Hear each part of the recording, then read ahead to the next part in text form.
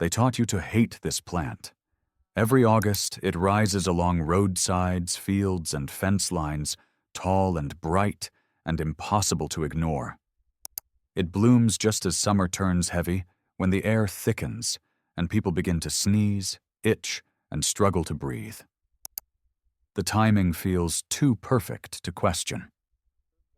Yellow flowers appear. Allergies follow. The verdict seems obvious, and for generations, it went unchallenged.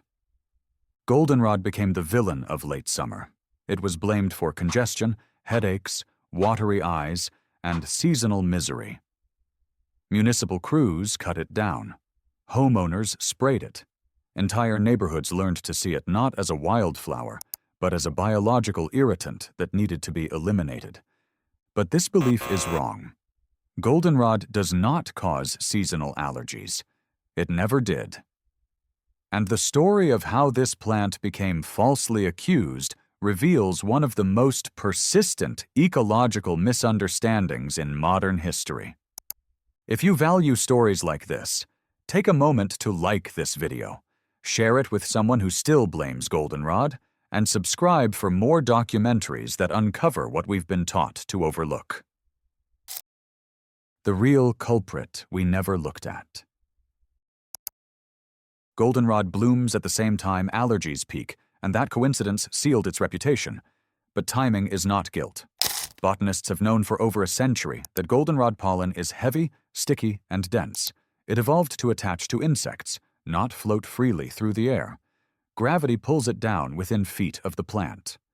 Controlled studies repeatedly show that goldenrod pollen rarely becomes airborne. You can stand beside it, brush against it, even smell it, without triggering allergic reactions in most people. The true cause of late summer allergies is ragweed. Ragweed blooms invisibly alongside goldenrod. Its flowers are dull green and unremarkable, but its pollen is microscopic and explosive. One ragweed plant can release more than 1 billion pollen grains in a single season, each capable of traveling miles on the wind. Goldenrod was visible. Ragweed was invisible. And so goldenrod took the blame. Medical journals documented this distinction as early as the late 1800s, but public belief did not change. Myths that feel intuitive tend to survive longer than facts that require explanation. A keystone for pollinators. Goldenrod is not merely harmless, it is essential. Many ecologists classify goldenrod as a keystone genus, meaning its presence supports a disproportionately large share of wildlife relative to its abundance. In late summer and early fall, when most flowering plants have finished blooming, goldenrod begins. This timing is not accidental. It fills one of the most dangerous gaps in the ecological calendar. More than 300 species of native bees depend on goldenrod. Over 100 species of butterflies and moths use it for food or reproduction. Beetles, wasps, flies, and even ants rely on its nectar and pollen. For monarch butterflies preparing for migration, goldenrod is one of the last major energy sources available before winter. Without it, migration success drops. Beekeepers understand this intuitively. Goldenrod honey is dark, dense, and rich in trace minerals. While its sharp aroma makes it unpopular commercially, nutritionally, it is one of the most valuable honeys of the year. Colonies that miss goldenrod nectar often enter. Winter weakened, increasing the risk of collapse. Goldenrod does not just feed insects, it stabilizes entire food webs built on them. Soil repair and carbon storage. Goldenrod's influence extends underground.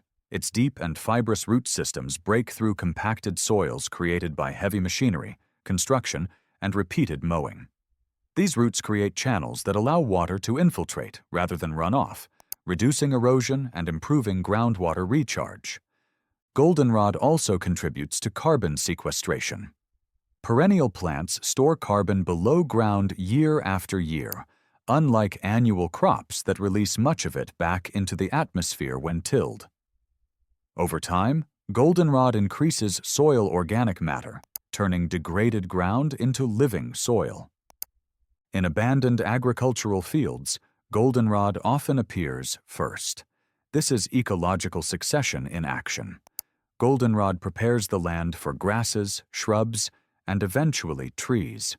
Without pioneer species, succession stalls.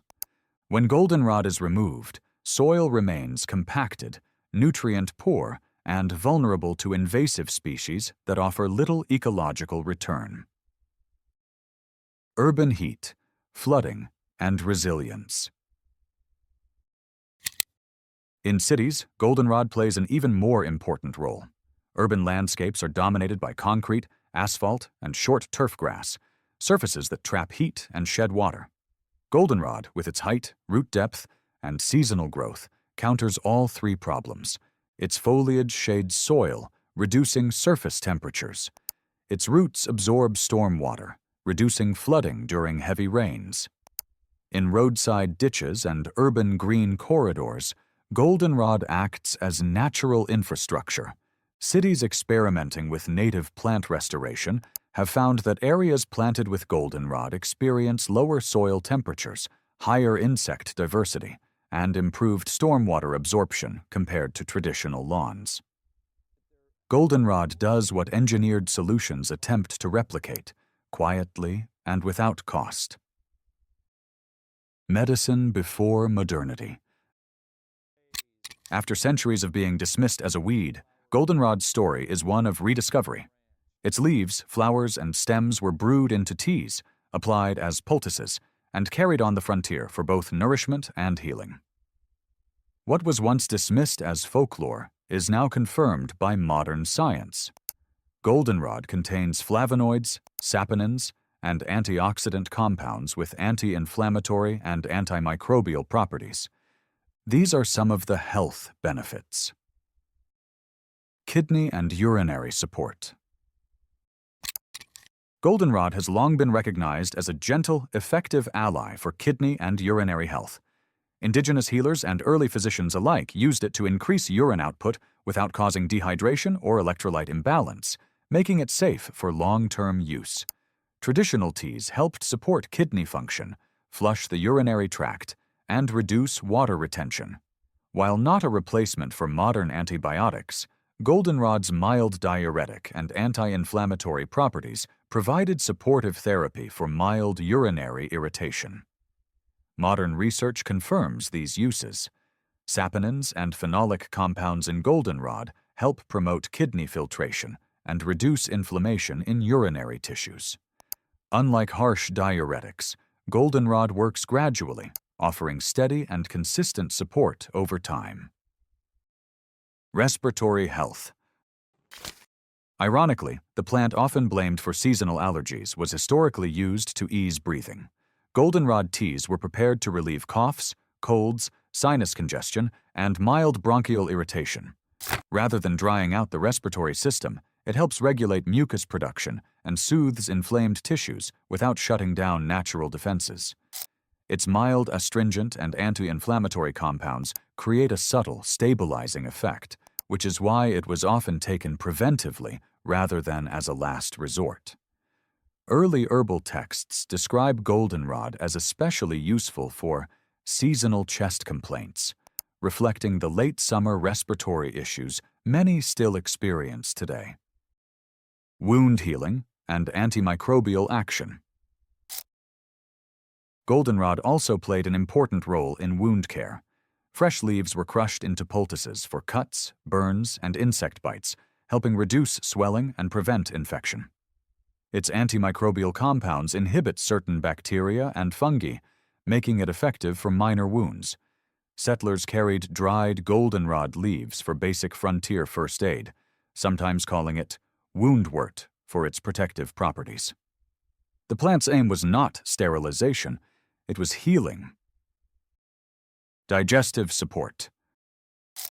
Goldenrod aids digestion by stimulating digestive secretions, helping the body process food efficiently and reducing bloating or discomfort. Traditional medicine valued balance, and Goldenrod exemplifies that principle. It encourages digestion rather than forcing it. Modern herbalists classify Goldenrod as a gentle digestive tonic. Its anti-inflammatory and antioxidant compounds calm irritated gut tissue while protecting the intestinal lining from oxidative stress. In today's health-conscious world, Goldenrod is being re-examined as a long-term ally for digestive resilience. Immune system balance. Goldenrod supports immune health not by overstimulating but by modulating. It reduces unnecessary inflammation while allowing normal immune responses to function, making it particularly helpful during seasonal transitions.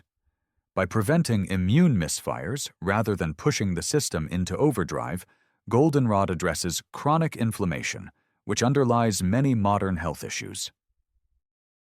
Nervous system and mental health support. Goldenrod also supports the nervous system.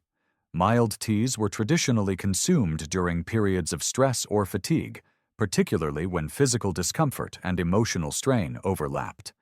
Its anti-inflammatory and antioxidant properties may help preserve cognitive clarity and support mood, providing subtle yet meaningful nervous system support.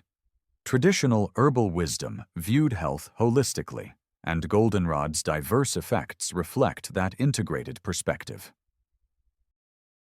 Industrial convenience and erasure. Goldenrod's decline was not accidental. It coincided with the rise of industrial agriculture, chemical herbicides, and aesthetic landscaping standards that prioritized control over ecology. Goldenrod spreads through rhizomes, underground stems that allow it to return year after year. That resilience made it incompatible with systems designed for uniformity. Lawns replaced meadows. Herbicides replaced observation. Plants that resisted control were eliminated. The result was visual order and biological emptiness. Pollinator declines followed quietly. Native bee species vanished without headlines. Soil health declined. Ecosystems became fragile without obvious warning signs. Not one goldenrod, but many. Goldenrod is not a single species. There are more than 120 species native to North America alone, each adapted to specific soils, moisture levels, and climates. Some thrive in wetlands. Others dominate prairies, forests, or alpine meadows. This diversity makes goldenrod resilient to climate change. Different species bloom at slightly different times, ensuring continuity even as weather patterns shift. When goldenrod disappears, this entire adaptive network disappears with it.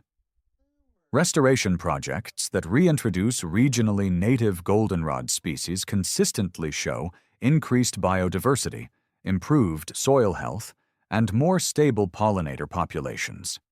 The plant does not need modification, it only needs permission. The myth that refuses to die. Despite overwhelming evidence, goldenrod is still blamed for allergies. Many allergy charts continue to list it incorrectly. Ragweed remains overlooked because it does not look guilty. This is how ecological myths persist. They are simple, intuitive, and repeated often enough to feel true. But awareness is changing. Native plant movements are expanding. Cities are redesigning green spaces. Homeowners are replacing sterile lawns with living landscapes. Goldenrod is slowly returning to places it once anchored. And when it does, life follows immediately.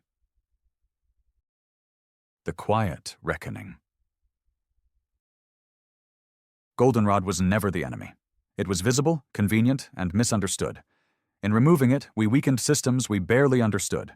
In allowing it back, we begin repairing damage we didn't realize we caused. So when goldenrod blooms again, bright and unapologetic, the question is no longer whether it belongs. The question is whether we are willing to let it do the work it has always done quietly and for free. If this documentary changed how you see the landscape around you, like this video, share it with others, and subscribe. Stories like this only survive when people pass them on. Goldenrod is still here, waiting.